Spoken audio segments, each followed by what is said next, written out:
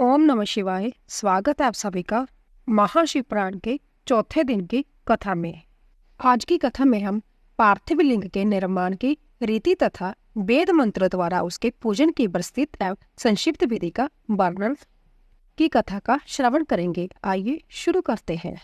षंड लिंग स्वरूप प्रणव का महात्मा, उसके सूक्ष्म रूप ओंकार और स्थूल रूप का विवेचन, उसके जप की विधि एवं महिमा, कार्य ब्रह्म के लोकों से लेकर कारण रुद्र के लोकों तक का विवेचन करके कालातीत पंचवर्ण विशिष्ट शिवलोक के अनिवर्चनीय वैभव का निरूपण तथा शिव भक्तों के सत्कार की महत्ता।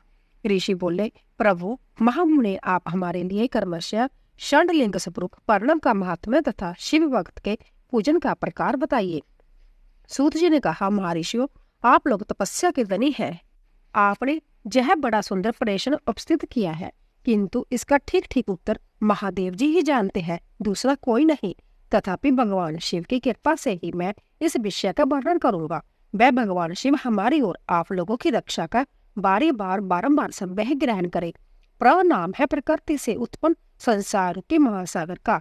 प्रणव इससे पार करने के लिए दूसरी नाव है, इसीलिए इस ओंकार को प्रणव की संज्ञा देते हैं। ओंकार उस अपने जप करने वाले साधकों से कहता है, प्रपंच नहीं है तुम लोगों के लिए। अंततः इस बात को लेकर भी ज्ञानी पुरुष ओम को प्रणव नाम से जानते हैं।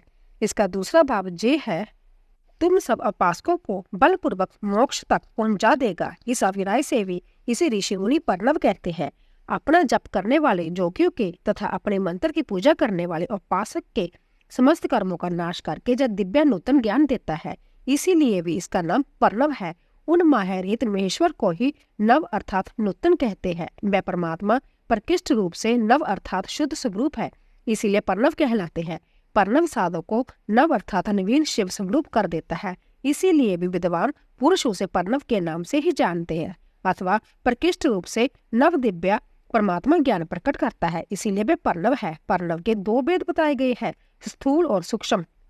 एक अक्षर रूप जो ओम है उसे सूक्ष्म प्रणव जानना चाहिए, और नमः शिवाय इस 5 अक्षरों वाले मंत्र को स्थूल प्रणव समझना चाहिए। जिसमें 5 अक्षर व्यक्त नहीं है वह सूक्ष्म है, और जिसमें 5 अक्षर सुस्पष्ट रूप से व्यक्त है वह स्थूल है।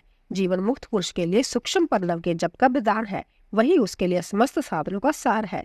यद्यपि जीवन मुक्त के लिए किसी साधन की आवश्यकता नहीं है, क्योंकि वह सिद्ध रूप है, तथापि दूसरों की दृष्टि में जब तक उसका शरीर रहता है तब तक उसके द्वारा प्रणव जप की सहज साधना संपत्तियां होती रहती है।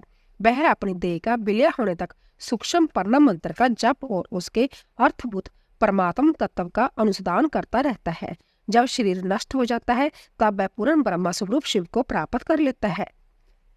यह सुनिश्चित बात है, जो अर्थ का अनुसंधान न करके केवल मंत्र का जप करता है उसे निश्चय ही योग की प्राप्ति होती है। जिसने 36 करोड़ मंत्र का जप कर लिया हो उसे अवश्य ही योग प्राप्त हो जाता है।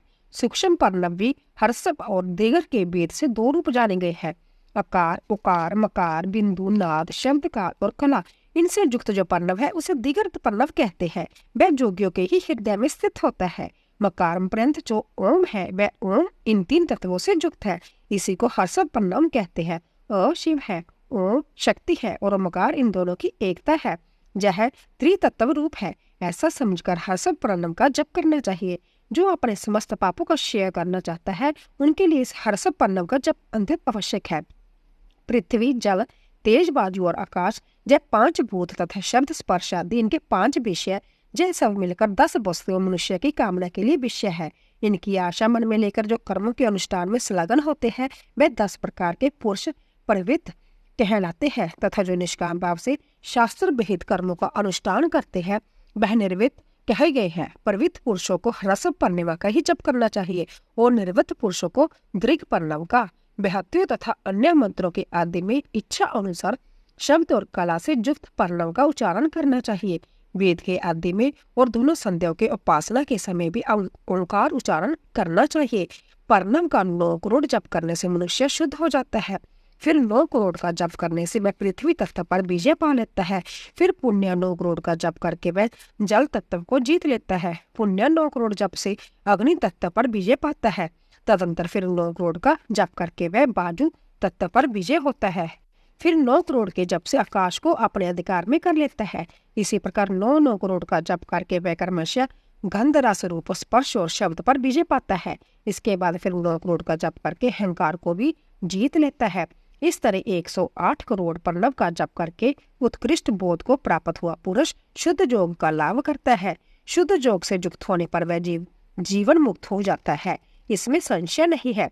सरल प्रणव का जप और प्रणव रूपी शिव का ध्यान करते करते समाधि में स्थित हुआ महायोगी पुरुष साक्षात शिव ही है, इसमें संशय नहीं है।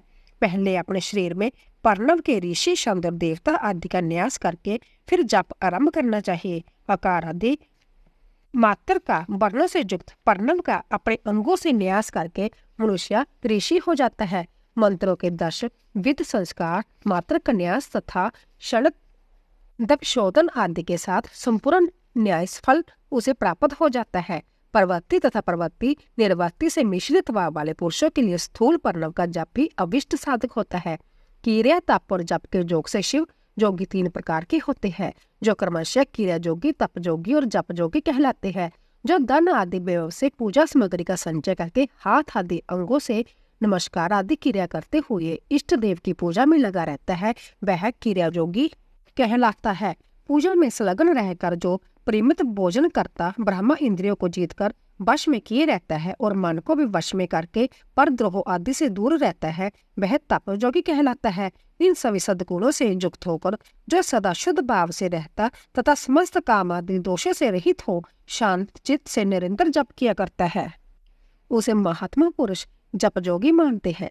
जो मनुष्य 16 प्रकार के उपचारों से शिव योगी महात्माओं की पूजा करता है, वह शुद्ध होकर सालोक्य आदि के कर्म से उत्तरोत्तर उत्कृष्ट मुक्ति को प्राप्त कर लेता है। द्विजो, अब मैं जप योग का वर्णन करता हूँ, तुम सब लोग ध्यान देकर सुनो। तपस्या करने वालों के लिए जप का उपदेश किया गया है, क्योंकि वह जप करते करते अपने आप को सर्वथा शुद्ध निष्पाप कर लेता है। ब्राह्मणों, पहले नमः पद हो, उसके बाद चतुर्थी विभक्ति में शिव शब्द हो तथा पंचतत्वात्मक नमः शिवाय मंत्र होता है। इसे शिव पंचाक्षर कहते हैं, जैसे स्थूल प्रणव रूप है। इसे पंचाक्षर के जप से ही मनुष्य संपूर्ण सिद्धियों को प्राप्त कर लेता है। पंचाक्षर मंत्र के आदि में ओंकार लगाकर ही सदा उनका जप करना चाहिए। द्विजो, गुरु के मुख से पंचाक्षर मंत्र का उपदेश पाकर जहाँ सुख पूर्वक निवास किया जा सके, ऐसी उत्तम भूमि पर महीने के पूर्व पक्ष शुक्ल में प्रतिपदा से आरंभ करके कृष्ण पक्ष की चतुर्दशी तक निरंतर जप करता रहे। माघ और भादों के महीने में अपना विशिष्ट महत्व रखते हैं, जैसे में सब समयों से उत्तम माना गया है। साधक को चाहिए कि वह प्रतिदिन एक बार परिमित भोजन करे, मौन रहे, इंद्रियों को वश में रखे, अपने स्वामी एवं माता पिता की नित्य सेवा करे। इस नियम से रहकर जप करने वाला पुरुष एक सहस्र जप से ही शुद्ध हो जाता है, अन्यथा वह ऋणी होता है। भगवान शिव का निरंतर चिंतन करते हुए पंचाक्षर मंत्र का 5 लाख जाप करे। जप काल में इस प्रकार ध्यान करे, कल्याणदाता भगवान शिव कमल के आसन पर विराजमान है। उनका मस्तक श्री गंगा जी तथा चंद्रमा जी की कला से सुशोभित है। उनकी बाईं जांघ पर आदिशक्ति भगवती उमा बैठी है। वहां खड़े हुए बड़े बड़े गण भगवान शिव की शोभा बढ़ा रहे हैं। महादेव जी अपने 4 हाथों में मृग मुद्रा, टंक तथा भर एवं अव्यय की मुद्राएं धारण किए हुए हैं। इस प्रकार सदा सब पर अनुग्रह करने वाले भगवान सदा शिव का बारंबार स्मरण करते हुए हृदय अथवा सूर्य मंडल में पहले उनकी मानसिक पूजा करके फिर पूर्व मुख हो पूर्वोक्त पंचाक्षरी विद्या का जप करे। उन दिनों साधक सदा शुद्ध कर्म ही करे और दुष्कर्म से बचा रहे। जप की समाप्ति के दिन कृष्ण पक्ष की चतुर्दशी को प्रातःकाल नित्य कर्म करके शुद्ध एवं सुंदर स्थान में शोष संतोष आदि नियमों से युक्त हो शुद्ध हृदय से पंचाक्षर मंत्र का 12 सहस्र जप करे। फिर 5 सपत्नी तक ब्राह्मणों का जो श्रेष्ठ एवं शिव भक्त हो वरण करे। इनके अतिरिक्त एक श्रेष्ठ आचार्य प्रवर का भी वरण करे और उसके सांब सदाशिव का स्वरूप समझे। ईशान, तत्पुरुष, अघोर, वामदेव तथा सदजात इन 5 के प्रति स्वरूप 5 ही श्रेष्ठ और शिव भक्त ब्राह्मणों का वरण करने के पश्चात पूजन सामग्री को एकत्रित करके भगवान शिव का पूजन आरंभ करे। विधि पूर्वक शिव की पूजा संपन्न करके होम आरंभ करे। अपने ग्रह सूत्र के अनुसार सुखांत कर्म करके अर्थात परिसमूहन, उपलेपन, उल्लेखन, मृत, उदरण और अविशन इन 5 भू संस्कारों के पश्चात वेदी पर स्वाभिमुख अग्नि को स्थापित करके कुशकंडिका के अनंतर प्रज्वलित अग्नि में आज्ञाबगांत आहुति देकर प्रस्तुत होम का कार्य आरंभ करे। कपिला गाय के घी से 11, 101 अथवा 1000 आहुतियां संब्याही दे अथवा विद्वान पुरुष शिव भक्त ब्राह्मणों से 108 आहुतियां दिलाए। होम कर्म समाप्त होने पर गुरु को दक्षिणा के रूप में एक गाय और बैल देना चाहिए। ईशान आदि के प्रतीक रूप जिन 5 ब्राह्मणों का वर्ण किया गया हो उनको ईशान आदि का स्वरूप ही समझे तथा आचार्य को सब सदाशिव का स्वरूप माने। इसी भावना के साथ उन सब के चरण धोए और उनके चरण उदक से अपने मस्तक को सींचे। ऐसा करने से वह साधक अनगिनत तीर्थों में तत्काल स्नान करने का फल प्राप्त कर लेता है। उन ब्राह्मणों को भक्ति पूर्वक दशांश अन्न देना चाहिए। गुरु पत्नी को पराशक्ति मानकर उनका भी पूजन करे। ईशान आदि कर्म से उन सभी ब्राह्मणों का उत्तम अन्न से पूजन करके अपने वैभव विस्तार के अनुसार रुद्राक्ष, वस्त्र, भंडारों, पुआ आदि अर्पित करे। तदंतर दिक्पालिका आदि को बलि देकर ब्राह्मणों को भरपूर भोजन कराए। इसके बाद देवेश्वर शिव से प्रार्थना करके अपना जप समाप्त करे। इस प्रकार पुरुष चरण करके मनुष्य उस मंत्र को सिद्ध कर लेता है। फिर 5 लाख जप करने से समस्त पापों का नाश हो जाता है। फिर पुण्य 5 लाख जप करने पर अतल से लेकर सत्यलोक तक 14 भुवनों पर क्रमशः अधिकार प्राप्त हो जाता है। यदि अनुष्ठान पूर्ण होने के पहले बीच में ही साधक की मृत्यु हो जाए तो वह परलोक में उत्तम भोग भोगने के पश्चात पुण्य पृथ्वी पर जन्म लेकर पंचाक्षर मंत्र के जप का अनुष्ठान करता है। समस्त लोगों का ऐश्वर्य पाने के पश्चात वह मंत्र को सिद्ध करने वाला पुरुष यदि पुण्य 5 लाख जप करे तो उसे ब्रह्मा जी का समाप्य प्राप्त हो जाता है। पुण्य 5 लाख जप करने से सार्यो नामक ऐश्वर्य प्राप्त होता है। 100 लाख जप करने से वह साक्षात ब्रह्मा के समान हो जाता है। इस तरह कार्य ब्रह्मा हिरण्य गर्भ का सौज्य प्राप्त करके वह उस ब्रह्मा का प्रलय होने तक उस लोक में यथेष्ट भोग भोगता है। फिर दूसरे कल्प का आरंभ होने पर वह ब्रह्मा जी का पुत्र होता है। उस समय फिर तपस्या करके दिव्य तेज से प्रकाशित हो वह मुक्त हो जाता है। पृथ्वी आदि कार्य से पूर्व भूतों द्वारा पताल से लेकर सत्यलोक पर्यंत ब्रह्मा जी के 14 लोक क्रमशः निर्मित हुए हैं। सत्यलोक से ऊपर शमलोक तक जो 14 भुवन है वह भगवान विष्णु के लोक है। शमलोक से ऊपर शूशी लोक पर्यंत 28 भुवन स्थित है। शूशी लोक के अंतग्रंथ कैलाश में प्राणियों का संहार करने वाले रुद्रदेव विराजमान है। शूशी लोक से ऊपर अहिंसा लोक पर्यंत 56 भुवनों की स्थिति है। अहिंसा लोक का आश्रय लेकर जो ज्ञान कैलाश नामक नगर शोभा पाता है उसमें कार्यभूत महेश्वर सबको अदृश्य करके रहते हैं। अहिंसा लोक के अंत में काल चक्र की स्थिति है। जहां तक महेश्वर के विराट स्वरूप का वर्णन किया गया है वहीं तक लोगों का तिरोदान अथवा लिया होता है। उससे नीचे कर्मों का भोग है और उससे ऊपर ज्ञान का भोग है। उसके नीचे कर्म माया है और उसके ऊपर ज्ञान माया है। अब मैं कर्म माया और ज्ञान माया का तात्पर्य बता रहा हूँ। माँ का अर्थ है लक्ष्मी। उससे कर्म भोग जात प्राप्त होता है, इसीलिए वह माया अथवा कर्म माया कहलाती है। इसी तरह माँ अर्थात लक्ष्मी से ज्ञान भोग अर्थात प्राप्त होता है, इसीलिए उसे माया या ज्ञान माया कहा गया है। उपयुक्त सीमा से नीचे नश्वर भोग है और ऊपर नित्य भोग। उससे नीचे ही तिरोदान अथवा लेय है, ऊपर नहीं। वहां से नीचे ही कर्म में पाशों द्वारा बंधन होता है, ऊपर बंधन का सदा अभाव है। उससे नीचे ही जीव इस काम कर्मों का अनुसरण करते हुए विभिन्न लोकों और जोनियों में चक्कर काटते हैं। उससे ऊपर के लोक में निष्काम कर्म का ही भोग बताया गया है। बिंदु पूजा में तत्पर रहने वाले उपासक वहां से नीचे के लोकों में ही घूमते हैं। उसके ऊपर तो निष्काम भाव से शिवलिंग की पूजा करने वाले उपासक ही जाते हैं। जो एकमात्र शिव की उपासना में तत्पर है वह उससे ऊपर के लोकों में जाते हैं। वहां से नीचे जीव कोटि है और ऊपर ईश्वर कोटि। नीचे संसारी जीव रहते हैं और ऊपर मुक्त पुरुष। नीचे कर्म लोक है और ऊपर ज्ञान लोक। ऊपर मद और अहंकार का नाश करने वाली नम्रता है। वहां जन्म जनित तिरोदान नहीं, उसका निवारण किए बिना वहां किसी का प्रवेश संभव नहीं। इसी प्रकार तिरोदान का निवारण करने से वहां ज्ञान शब्द का अर्थ ही प्रकाशित होता है। आदि भौतिक पूजा करने वाले लोग उससे नीचे के लोकों में ही चक्कर काटते हैं। जो आध्यात्मिक उपासना करने वाले हैं वह ही उसमें ऊपर को जाते हैं। जो सत्य अहिंसा आदि धर्मों से युक्त हो भगवान शिव के पूजन में तत्पर रहते हैं वह काल चक्र को पार कर जाते हैं। काल चक्रेश्वर की सीमा तक जो विराट महेश्वर लोक बताया गया है उससे ऊपर वृषभ के आकार में धर्म की स्थिति है। वह ब्रह्मचार्य का मूर्तिमान रूप है। उसके सत्य, शोष, अहिंसा और दया ये 4 पाद है। वह साक्षात शिवलोक के द्वार पर खड़ा है। शम उसके सींग है, शम कान है, वह वेद दवनी रूपी शब्द से विभूषित है। आस्तिकता उसके दोनों नेत्र है, विश्वास ही उसकी श्रेष्ठ वृद्धि एवं मन है। क्रिया और धर्म रूपी जो वृषभ है वह कारण आदि में स्थित है, ऐसा जानना चाहिए। उस क्रिया रूप वृषभ का धर्म पर कालातीत शिव आरूढ़ होते हैं।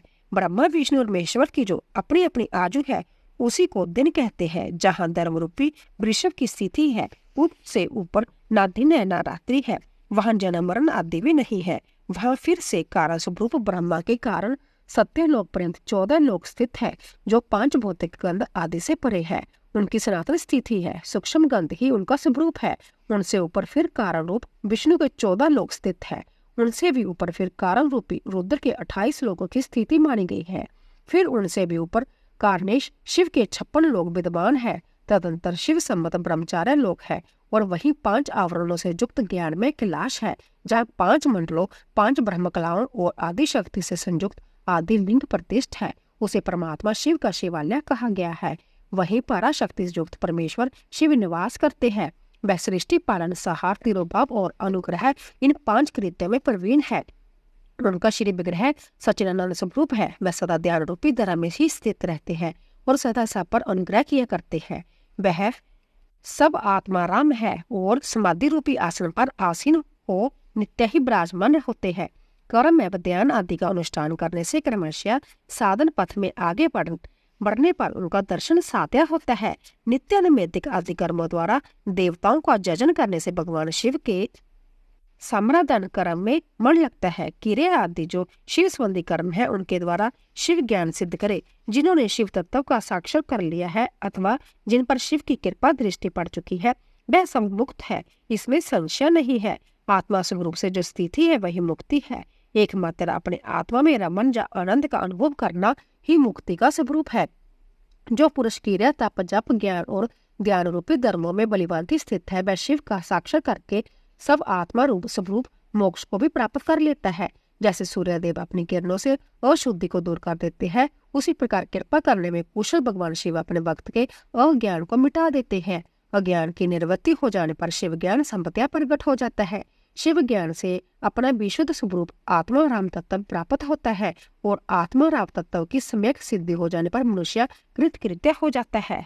इस तरह जहाँ जो कुछ बताया गया है वह पहले मुझे गुरु परंपरा से प्राप्त हुआ था, फिर मैंने पुण्य नंदीश्वर के मुख से इस विषय को सुना है। नंदी स्थान से परे जो स्वयं वेद शिव वैभव है उसका अनुभव केवल भगवान शिव को ही है। साक्षात शिवलोक के उस वैभव का ज्ञान सबको शिव की कृपा से ही हो सकता है, अन्यथा नहीं, ऐसा आस्तिक पुरुषों का कथन है। साधक को चाहिए कि वह 5 लाख जप करने के पश्चात भगवान शिव की प्रसन्नता के लिए महाअभिषेक एवं निवेदन करके शिव भक्तों का पूजन करे। भक्त ही पूजा से भगवान शिव बहुत प्रसन्न होते हैं। शिव और उनके भक्तों में कोई भेद नहीं है, वह साक्षात शिव स्वरूप ही है। शिव स्वरूप मंत्र को धारण करके वह शिव ही हो गया रहता है।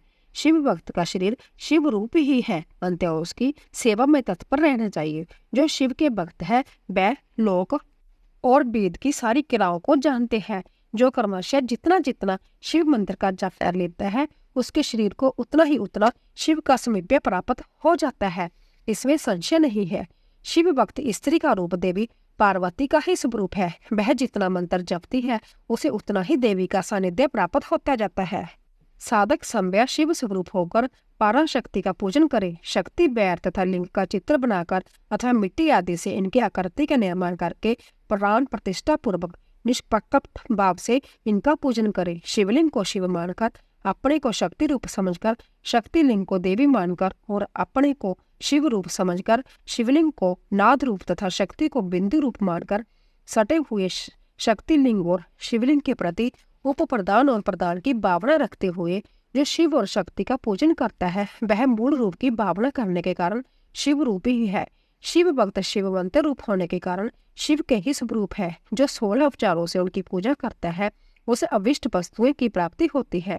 जो शिव लिंग उपासक शिव भक्त की सेवा आदि करके उसे आनंद प्रदान करता है उस विद्वान पर भगवान शिव बड़े प्रसन्न होते हैं। 5, 10 या 100 सपत्नी तक शिव भक्तों को बुलाकर भोजन आदि के द्वारा पत्नी सहित उनका सदैव समादर करे। धन में, देह में और मंत्र में शिव भावना रखते हुए उन्हें शिव और शक्ति का स्वरूप जानकर निष्कपट भाव से उनकी पूजा करे। ऐसा करने वाला पुरुष इस भूतल पर फिर जन्म नहीं लेता। बंधन और मोक्ष का विवेचन, शिव पूजा का उपदेश, लिंग आदि में शिव पूजन का विद्वान, वसम के स्वरूप का निरूपण और महत्व, शिव एवं गुरु शब्द की व्युत्पत्ति तथा शिव के वसम धारण का रहस्य। ऋषि बोले, सर्वगो श्रेष्ठ सूत जी, बंधन और मोक्ष का स्वरूप क्या है, जय हमें बताइए। सूत जी ने कहा, महर्षियों में बंधन और मोक्ष का स्वरूप तथा मोक्ष के उपाय का वर्णन करूंगा, तुम लोग आदर पूर्वक सुनो। जो प्रकृति आदि 8 बंधनों से बंधा हुआ है वह जीव बुद्ध कहलाता है, और जो उन 8 बंधनों से छूटा हुआ है उसे मुक्त कहते हैं। प्रकृति आदि को वश में कर लेना मोक्ष कहलाता है। बंधन आगुतक है और मोक्ष सबदा सिद्ध है। बद्ध जीव जब बंधन से मुक्त हो जाता है तब उसे मुक्त जीव कहते हैं। प्रकृति, बुद्ध, तत्व, त्रिगुणात्मक अहंकार और 5 तन्मात्राएं, इन्हें ज्ञानी पुरुष प्रकृतिस्थ मानते हैं। प्रकृति आदि 8 तत्वों के समूह से देह की उत्पत्ति हुई है। देह से कर्म उत्पन्न होता है और फिर कर्म से नूतन देह की उत्पत्ति होती है। इस प्रकार बारंबार जन्म और कर्म होते रहते हैं। शरीर को स्थूल, सूक्ष्म और कारण के भेद से 3 प्रकार का जानना चाहिए। स्थूल शरीर जागृत अवस्था में व्यापार करने वाला, सूक्ष्म शरीर जागृत और स्वप्न अवस्थाओं में इंद्रिय भोग प्रदान करने वाला तथा कारण शरीर आत्मानंद की अनुभूति कराने वाला कहा गया है। जीव को उसके प्रबंध कर्म अनुसार सुख दुख प्राप्त होते हैं। वह अपने पुण्य कर्म के फलस्वरूप सुख और पाप कर्मों के फलस्वरूप दुख का उपभोग करता है। अंत्य कर्म पाश से बंधा हुआ जीव अपने त्रिविध शरीर से होने वाले शुभाशुभ कर्मों द्वारा सदा चक्कर की भांति बारंबार घुमाया जाता है। इस चक्रवत ब्राह्मण की निर्वृत्ति के लिए चक्रकर्ता का स्तवन एवं आराधन करना चाहिए। प्रकृति आदि जो 8 पाश बतलाए गए हैं उनका समुदाय ही महाचक्र है, और जो प्रकृति से परे है वह परमात्मा शिव है। भगवान महेश्वर ही प्रकृति आदि महाचक्र के कर्ता है, क्योंकि वह प्रकृति से परे है। जैसे बकायन नामक वृक्ष का थाला जल को पीता और उगलता है, उसी प्रकार शिव प्रकृति आदि को अपने वश में करके उस पर शासन करते हैं। उन्होंने सबको वश में कर लिया है, इसीलिए वह शिव कहे गए हैं। शिव ही सर्वज्ञ, परिपूर्ण तथा निष्प्रय है। सर्वज्ञता, तृप्ति, अनादि बोध, स्वतंत्रता, नित्य अलुप्त शक्ति से संयुक्त होना और अपने भीतर अनंत शक्तियों का धारण करना, महेश्वर के इन 6 प्रकार के मानसिक ऐश्वर्य को केवल वेद जानता है। अंत्य भगवान शिव के अनुग्रह से ही प्रकृति आदि 8 तत्व वश में होते हैं।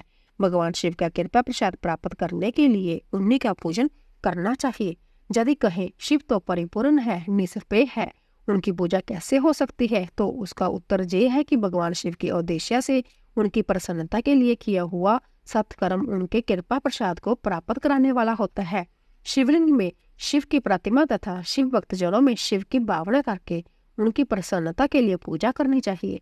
वह पूजन शरीर से, मन से, वाणी से और धन से भी किया जा सकता है। उस पूजा से महेश्वर शिव जो प्रकृति से परे है पूजक पर विशेष कृपा करते हैं और उनका वह कृपा प्रसाद सत्य होता है। शिव की कृपा से कर्म आदि सभी बंधन अपने वश में हो जाते हैं। कर्म से लेकर प्रकृति पर्यंत सब कुछ जब वश में हो जाता है तब वह जीव मुक्त कहलाता है और सब आत्मा राम रूप से विराजमान होता है। परमेश्वर शिव की कृपा से जब कर्म जनित शरीर अपने वश में हो जाता है तब भगवान शिव के लोक में निवास का सौभाग्य प्राप्त हो जाता है। इसी को सालोक्य मुक्ति कहते हैं। जब तन्मात्राएं वश में हो जाती है तब जीव जगदम्बा सहित शिव का समीप्य प्राप्त कर लेता है। यह समीप्य मुक्ति है। उसके आयुध आदि और क्रिया आदि सब कुछ भगवान शिव के समान हो जाते हैं। भगवान का महाप्रसाद प्राप्त होने पर बुद्धि भी वश में हो जाती है। बुद्धि प्रकृति का कार्य है, उसका वश में होना सृष्टि मुक्ति कहा जाता है। पुण्य भगवान का महान अनुग्रह प्राप्त होने पर प्रकृति वश में हो जाएगी।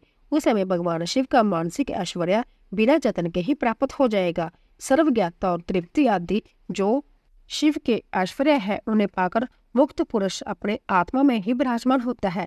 वेद और शास्त्रों में विश्वास रखने वाले विद्वान पुरुष इसी को सौज्य मुक्ति कहते हैं। इस प्रकार लिंग आदि में शिव की पूजा करने से कर्मशः मुक्ति संपदा प्राप्त हो जाती है। इसीलिए शिव का कृपा प्रसाद प्राप्त करने के लिए तत् संबंधी क्रिया आदि के द्वारा उन्हीं का पूजन करना चाहिए। शिव क्रिया, शिव तप, शिव मंत्र जप, शिव ज्ञान और शिव अध्ययन के लिए सदा उत्तरोत्तर अभ्यास बढ़ाना चाहिए। प्रतिदिन प्रातः काल से रात को सोते समय तक और जन्म काल से लेकर मृत्यु पर्यंत सारा समय भगवान शिव के चिंतन में ही मंत्रों तथा नाना प्रकार के पुष्पों से जो शिव की पूजा करता है वह शिव को ही प्राप्त होगा। ऋषि बोले, उत्तम व्रत का पालन करने वाले सूत जी, लिंग आदि में शिव जी की पूजा का क्या विधान है, जय हमें बताइए। सूत जी ने कहा, द्विजो, मैं लिंगों के कर्म का यथावत वर्णन कर रहा हूँ, तुम सब लोग सुनो। वह पर्णव ही समस्त अविष्ट वस्तुओं को देने वाला प्रथम लिंग है, उसे सूक्ष्म पर्णव रूप समझो। सूक्ष्म लिंग निशकल होता है और स्थूल लिंग सकल होता है। पंचाक्षर मंत्रों को ही स्थूल लिंग कहते हैं। उन दोनों प्रकार के लिंगों का पूजन तप कहलाता है। वह दोनों ही लिंग साक्षात मोक्ष देने वाले हैं। पौरुष लिंग और प्रकृति लिंग के रूप में बहुत से लिंग है, उन्हें भगवान शिव ही विस्तार पूर्वक बता सकते हैं, दूसरा कोई नहीं जानता। पृथ्वी के विकारभूत जो जो लिंग ज्ञात है उनको मैं तुम्हें बता रहा हूँ। उनमें स्वयं लिंग प्रथम है, दूसरा बिंदु लिंग, तीसरा प्रतिष्ठा लिंग, चौथा चर लिंग और पांचवा गुरु लिंग है। देव ऋषियों की तपस्या से संतुष्ट हो उनके समीप प्रकट होने के लिए पृथ्वी के अंतर्गत बीज रूप से व्याप्त हुए भगवान शिव वृक्षों की अंकुर की भांति भूमि को बेधकर नाद लिंग के रूप में व्यक्त हो जाते हैं। वह संभवतः व्यक्त हुए शिव ही संभव प्रकट होने के कारण स्वयंभू नाम धारण करते हैं। ज्ञानी जन उन्हें स्वयंभू लिंग के रूप से जानते हैं। उस स्वयंभू लिंग की पूजा से उपासक का ज्ञान संभव ही बढ़ने लगता है।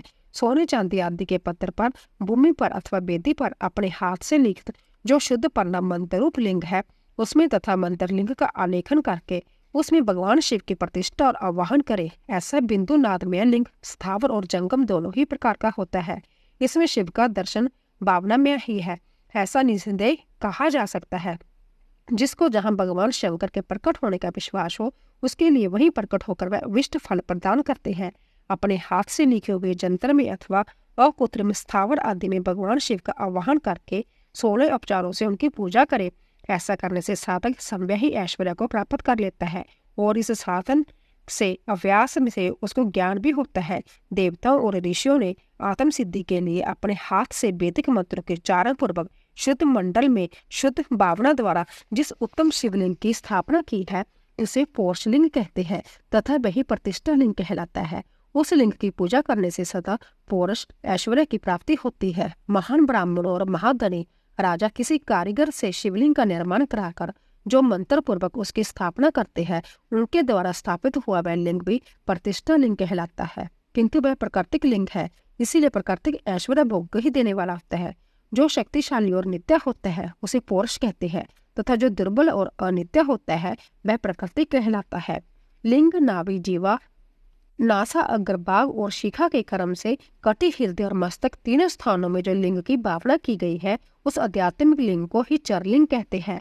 पर्वत को पौरुषलिंग बताया गया है और भूतल को विद्वान पुरुष प्राकृतिक लिंग मानते हैं। वृक्ष आदि को पौरुष लिंग जानना चाहिए और गुलम आदि को प्राकृतिक लिंग, साठी नामक धान्य को प्राकृतिक लिंग समझना चाहिए और अगहनी, शली एवं गेहूं को पौरुषलिंग, अनिमा आदि 8 सिद्धियों को देने वाला जो ऐश्वर्य है उसे पौरुष ऐश्वर्य जानना चाहिए। सुंदर स्त्री तथा धन आदि विषयों को आस्तिक पुरुष प्राकृतिक ऐश्वर्य कहते हैं। चर लिंगों में सबसे प्रथम रसलिंग का वर्णन किया जाता है। रसलिंग ब्राह्मणों को उनकी सारी अविष्ट वस्तुओं को देने वाला है। शुभ कारक बाणलिंग क्षत्रियों को महान राज्य की प्राप्ति कराने वाला है। सुवर्ण लिंग वैश्यों को महाधनपति का पद प्रदान करने वाला है तथा सुंदर शिवलिंग शूद्रों को महाशुद्धि देने वाला है। फटिकमय लिंग तथा वाण लिंग सब लोगों को उनकी समस्त कामनाएं प्रदान करते हैं। अपना ना होने हो तो दूसरे का सफटिक या वाण लिंग भी पूजा के लिए निषिद्ध नहीं है। स्त्रियों विशेषतः साधवाओं के लिए पृथ्वी लिंग की पूजा का विद्वान है। परवर्ती मार्ग स्थित विधवाओं के लिए सफटिक लिंग की पूजा बताई गई है, परंतु विरक्त विधवाओं के लिए रस लिंग की पूजा को ही श्रेष्ठ कहा गया है। उत्तम व्रत का पालन करने वाले महर्षियों बचपन में, जवानी में और बुढ़ापे में विशुद्ध सफटिकाय शिवलिंग का पूजन स्त्रियों को समस्त भोग प्रदान करने वाला है। ग्रह शक्ति स्त्रियों के लिए पीठ पूजा पुतल पर संपूर्ण अविष्ट को देने वाला है। प्रवृत्ति मार्ग में चलने वाला पुरुष सुपात्र गुरु के सहयोग से ही समस्त पूजा कर्म संपन्न करे। इष्ट देव का अभिषेक करने के पश्चात अग्नि के चावल से बने हुए खीर आदि पकवानों द्वारा नैवेद्य अर्पण करे। पूजा के अंत में शिवलिंग को सपुट में पदार्थ कर घर के भीतर पृथक रख दे।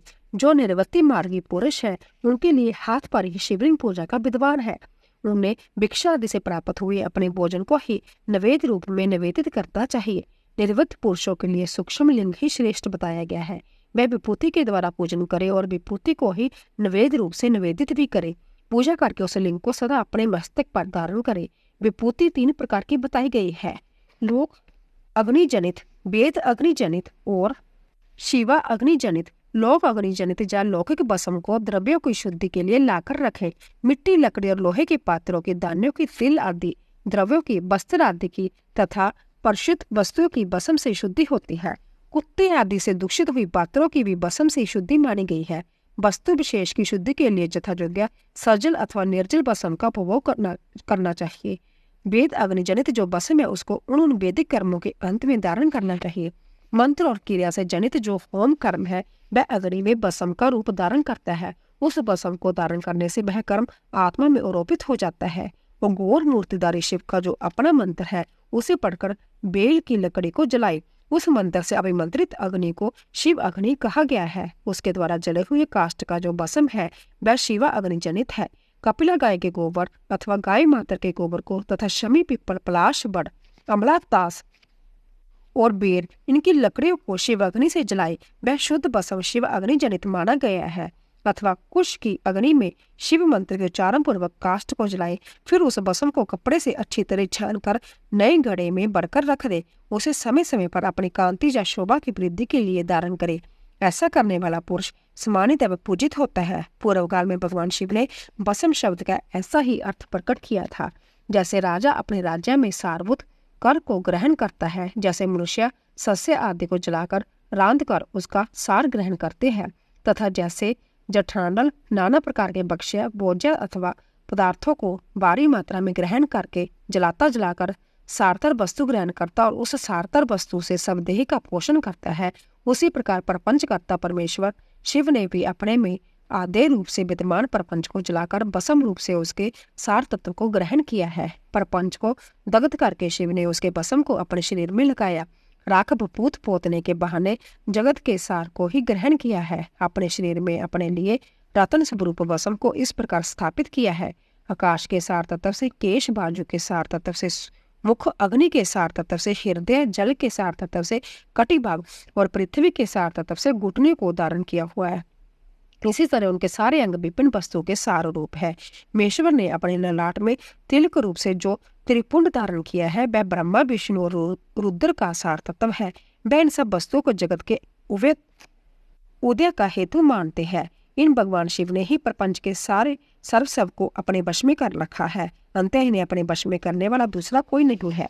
जैसे समस्त मृगों का हिंसक मृग सिंह कहलाता है और उसकी हिंसा करने वाला दूसरा कोई मृग नहीं है, अतः उसे सिंह कहा गया है। शिकार का अर्थ है नित्य सुख एवं आनंद, इकार का अर्थ है पुरुष और बकार का अर्थ है अमृत स्वरूपा शक्ति। इन सब का सम्मिलित रूप ही शिव कहलाता है। अंत्य स्वरूप में भगवान शिव को अपना आत्मा मानकर उनकी पूजा करनी चाहिए। अंत्य पहले अपने अंगों में भस्म मले, फिर ललाट में उत्तम त्रिपुंड धारण करे। पूजा काल में सजल भस्म का उपयोग कर होता है और द्रव्य शुद्धि के लिए निर्जल भस्म का गुणातीत परम शिव राजस आदि सब विकार गुणों का अवरोध करते हैं, दूर हटाते हैं। इसीलिए वह सबके गुरु रूप का आश्रय लेकर स्थित है। गुरु विश्वासी शिष्यों के तीनों गुणों को पहले दूर करके फिर उन्हें शिव तत्व का बोध कराते हैं, इसीलिए गुरु कहलाते हैं। गुरु की पूजा परमात्मा शिव की ही पूजा है। गुरु के उपयोग से बचा हुआ सारा पदार्थ आत्म शुद्धि करने वाला होता है। गुरु की आज्ञा के बिना उपयोग में लाया हुआ सब कुछ वैसा ही है जैसे चोर चोरी करके लाई हुई वस्तु का उपयोग करता है। गुरु से भी विशेष ज्ञानवान पुरुष मिल जाए तो उसे भी जतन पूर्वक गुरु बना लेना चाहिए। अज्ञान रूपी बंधन से छूटना ही जीव मात्र के लिए साध्य पुरुषार्थ है। अंततः जो विशेष ज्ञानवान है वही जीव को उस बंधन से छुड़ा सकता है। जन्म और मरण रूप द्वंद्व को भगवान शिव की माया ने ही अर्पित किया है। जो इन दोनों को शिव की माया को ही अर्पित कर देता है वह फिर शरीर के बंधन में नहीं पड़ता। जब तक शरीर रहता है तब तक जो क्रिया ही अधीन है वह जीव वृत्त कहलाता है। स्थूल, सूक्ष्म और कारण इन तीनों शरीरों को वश में कर लेने पर जीव का मोक्ष हो जाता है। ऐसा ज्ञानी पुरुषों का कथन है। माया चक्र के निर्माता भगवान शिव ही परम कारण है। वह अपनी माया के दिए हुए द्वंद्व का संभव ही परिमार्जन करते हैं। अंत्य शिव के द्वारा कल्पित हुआ द्वंद्व उन्हीं को समर्पित कर देना चाहिए। जो शिव की पूजा में तत्पर हो वह मौन रहे, सत्य आदि गुण से संयुक्त हो तथा क्रिया, जप, तप, ज्ञान और ध्यान में से एक एक का अनुष्ठान करता रहे। ऐश्वर्य, दिव्य शरीर की प्राप्ति, ज्ञान का उदय, अज्ञान का निवारण और भगवान शिव के समीप्य का लाभ जयकर्मस्य क्रिया आदि के फल है। निष्काम कर्म करने से अज्ञान का निवारण हो जाने के कारण शिव भक्त पुरुष उसके यथोचित फल को पाता है। शिव भक्त पुरुष देश काल शरीर और धन के अनुसार यथायोग्य क्रिया आदि का अनुष्ठान करे। न्याय उपराजित उत्तम धन से निर्वाह करते हुए विद्वान पुरुष शिव के स्थान में निवास करे। जीव हिंसा आदि से रहित और अंतत क्लेश शून्य जीवन बताते हुए पंचाक्षर मंत्र के जब से अभिमंत्रित अन्न और जल को सुखपूर्व स्वरूप माना गया है। अथवा कहते हैं कि दरिद्र पुरुष के लिए भिक्षा से प्राप्त हुआ अन्न ज्ञान देने वाला होता है। शिव भक्त को भिक्षा अन्न प्राप्त हो तो वह शिव भक्ति को बढ़ाता है। शिव योगी पुरुष भिक्षा अन्न को शंभु सत्र कहते हैं, जिस किसी भी उपाय से जहाँ कहीं भी भूतल पर शुद्ध अन्न का भोजन करते हुए सदा मौन भाव से रहे और अपने साधन का रहस्य किसी पर प्रकट न करे, भक्तों के समक्ष ही शिव के महात्म को प्रकाशित करे। शिव मंत्र के रहस्य को भगवान शिव ही जानते हैं, दूसरा नहीं। पार्थिव लिंग के निर्माण की रीति तथा वेद मंत्रों द्वारा उसके पूजन की विस्तृत एवं संक्षिप्त विधि का वर्णन।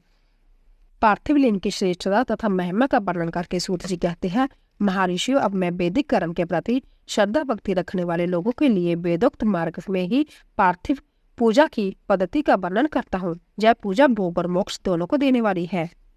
सूत्रों में बताई हुई विधि के अनुसार विधि पूर्वक स्नान और संध्या उपासना करके पहले ब्रह्मा यज्ञ करे, फिर देवताओं, ऋषियों, सनकादि मनुष्यों और पितरों का तर्पण करे।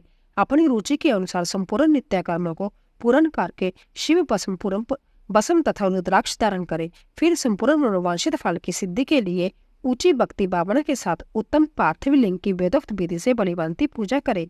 नदी या तालाब के किनारे, पर्वत पर, वन में, शिवालय में अथवा और किसी पवित्र स्थान में पार्थिव पूजा करने का विद्वान है। ब्राह्मणों शुद्ध स्थान से निकाली हुई मिट्टी को जतन पूर्वक लाकर बड़ी सावधानी के साथ शिवलिंग का निर्माण करे। ब्राह्मण के लिए श्वेत, क्षत्रिय के लिए लाल, वैश्य के लिए पीली और शूद्र के लिए काली मिट्टी से शिवलिंग बनाने का विधान है। अथवा जहाँ जो मिट्टी मिल जाए उसी से शिवलिंग बनाए।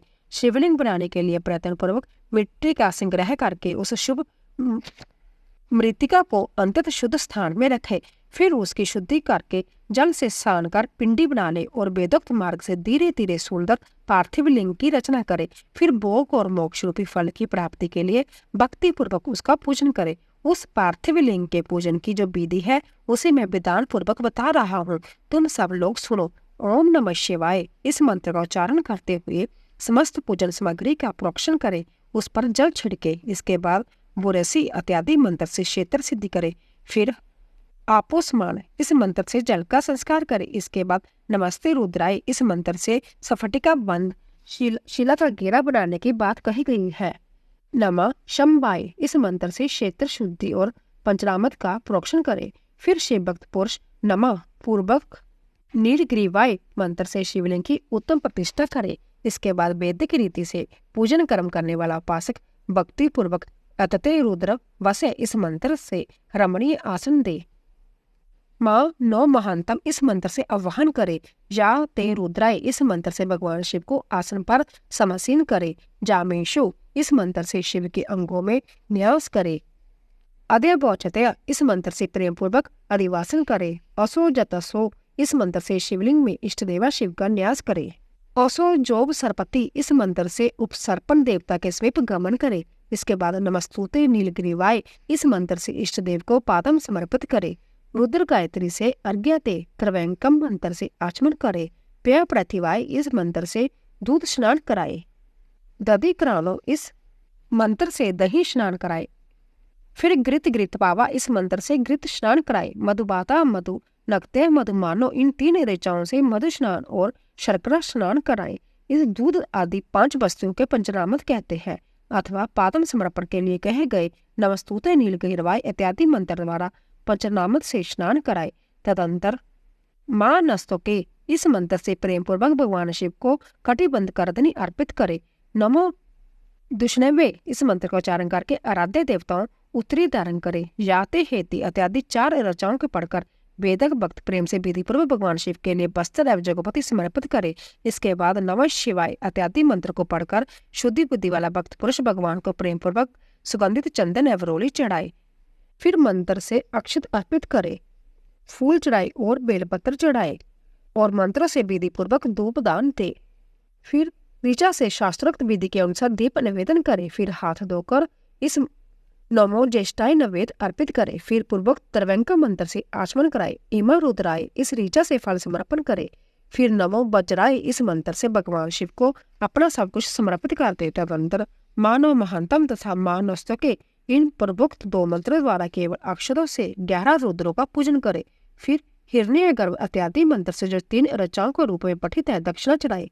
देवस्य तत्वा इस मंत्र से विद्वान पुरुष आराध्य देव का अभिषेक करे। दीप के लिए बताए हुए नमो आशवे इत्यादि मंत्र से भगवान शिव की निरंजन आरती करे, फिर इमा और रुद्राय इत्यादि 3 ऋचाओं से भक्तिपूर्वक रुद्रदेव को पुष्पांजलि अर्पित करे। मानव महानतम इस मंत्र से बिग उपासक पूजनीय देवता की परिक्रमा करे, फिर उत्तम बुद्धि वाला उपासक मानवस्तों के इस मंत्र से भगवान को साष्टांग प्रणाम करे, फिर मंत्र से शिव मुद्रा का प्रदर्शन करे। जोते जाते इस मंत्र से अवय नामक मुद्रा का, त्रैवंक मंत्र से ज्ञान नामक मुद्रा का तथा नमो सेनाथ इत्यादि मंत्र से महामुद्रा का प्रदर्शन करे।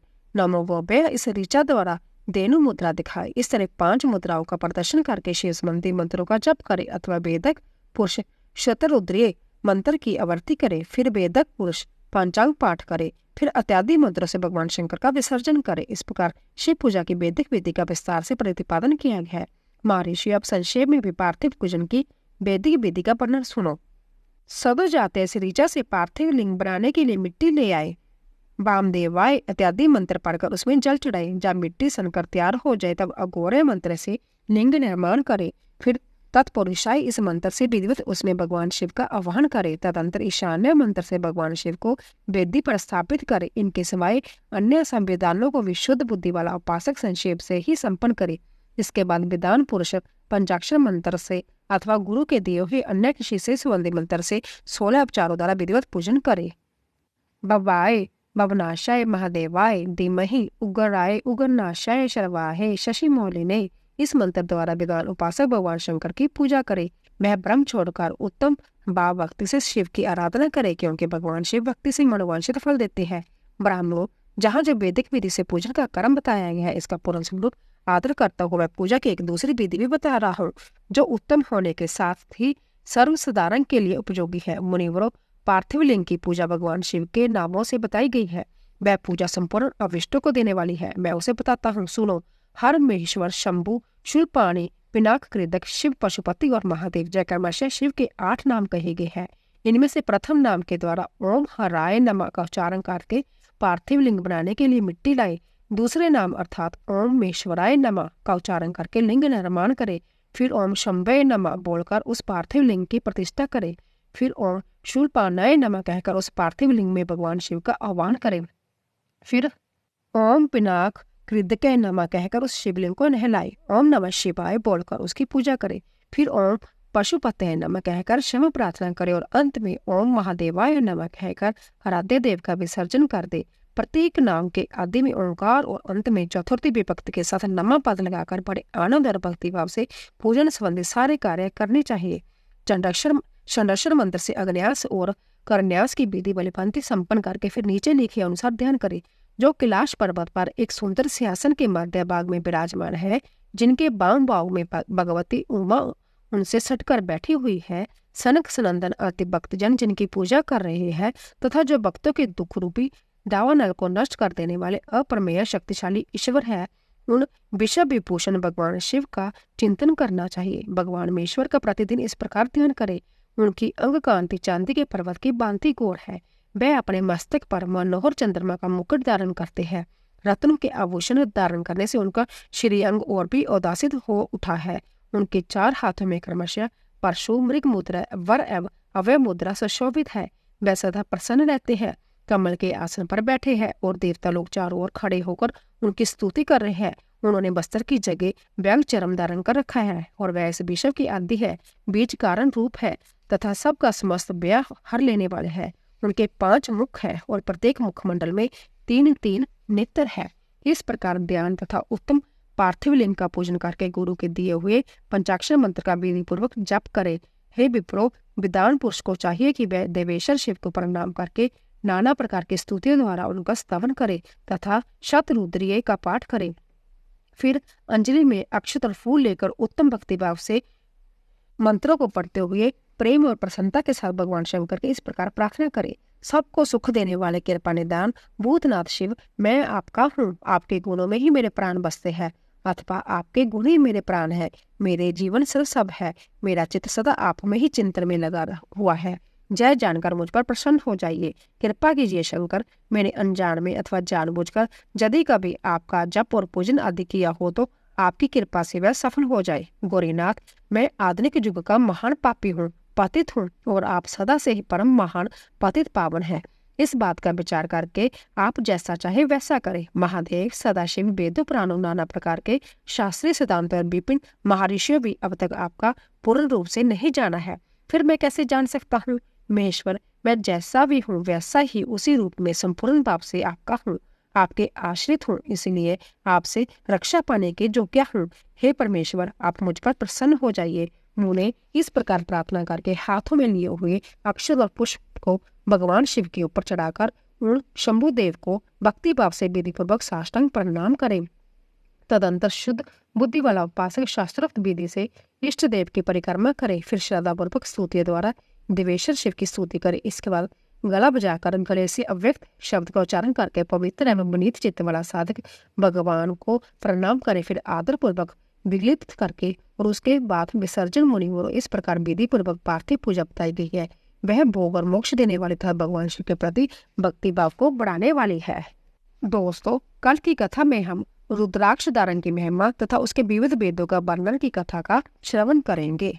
तो दोस्तों, अगर आपको हमारी कथा पसंद आ रही हो, प्लीज जाने से पहले कमेंट बॉक्स में ओम नमः शिवाय अवश्य लिखें। आप सभी का धन्यवाद।